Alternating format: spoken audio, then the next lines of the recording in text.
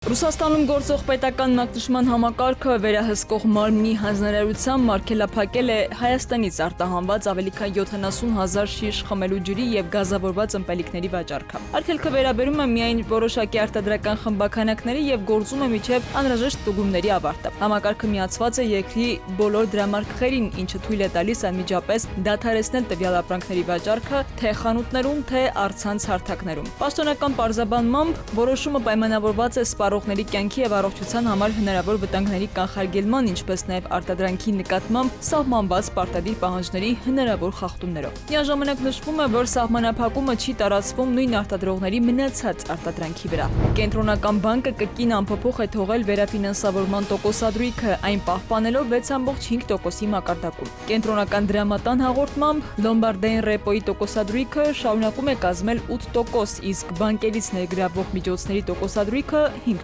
Հիշեցնենք, որ վերաֆինանսավորման տոկոսադրույքը վերջին անգամ փոփոխվել է 2025 թվականի դեկտեմբերի 16-ին, երբ այն 0,25%-ային կետով նվազեցվեց, դարձնելով 6,5%։ Երուսաղեմի հայ դատի հանձնախումբը դատապարտել է հայկական թաղամասում տեղի ունեցած հարձակումը։ Օգոստոսի 3-ին 6 հրեա տղամարդ ձերբակալվել են Հայոց Պատրիարքարանի Սուրբ Հակոբ վանքը թիրախավորելու համար։ Նրանք թքել են Սրբոց Հակոբյանց Մայր տաճարի Սուրբ մուտքի վրա և քարեր նետել հայ բնակիչների տների ուղղությամբ։ Ոստիկանության տվյալներով ձերբակալվածներից 3-ի նկատմամբ սահմանվել է Երուսաղեմի 5 քաղաքի մուտքի 15-օրյա արգելք։ Հայ դատի հանձնախումբը հայտարարել է, որ նման հարձակումները վկայում են անպաշտպանության մթնոլորտի մասին և կոչ է արել Իսրայելի իշխանություններին ապահովել հայ համայնքի անվտանգությունն ու իրավունքների պաշտպանությունը։ Հակակոռուպցիոն կոմիտեն հայտարարել է, որ շրջակա միջավայրի նախարարության էկոպարեկային ծառայության պաշտոնատար անձանց կողմից կաշառք ստանալու և նրանց կաշառք տալու դեպքերի վերաբերյալ նախաձեռնված քրեական վարույթի շրջանակում ձերբակալվել է 4 անձ։ Կոմիտեից նաև նշում են, որ նախաքննության շահերից ելնելով այս պահին այլ մանրամասներ չեն հրապարակում։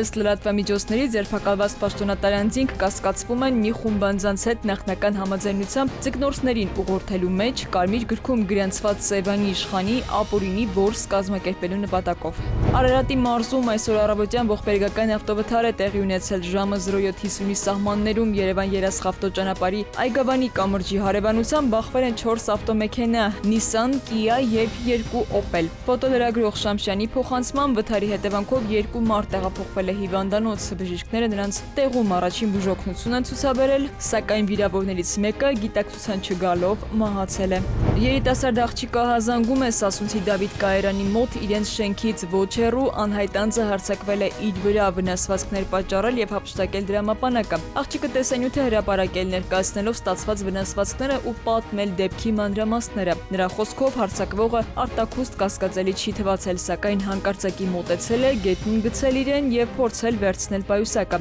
Հանգամանքները պարզվում են։ Գառնիում կստեղծվի հայկական գորգարվեստին նվիրված մշակութային կենտրոն։ Կառավարության որոշմամբ Հայաստանի Հանրապետությունը որպես նվիրատվություն կընդունի Կոտայքի մարզի Գառնի բնակավայրում գտնվող շենք-շինություններ և հողամասեր գորգերի թանգարան հիմնելու նպատակով։ Գույքը կամրացվի ԿԳՄՍ նախարարության թանգարանի ստեղծման և գործունեության ապահովման համար։ Կենտրոնում կներկայացվի հայկական գորգարվեստի պատմությունն ու արժեքավոր հավաքածուները։ Քնարիկ Պետրոսյան, ժամը լրատվական։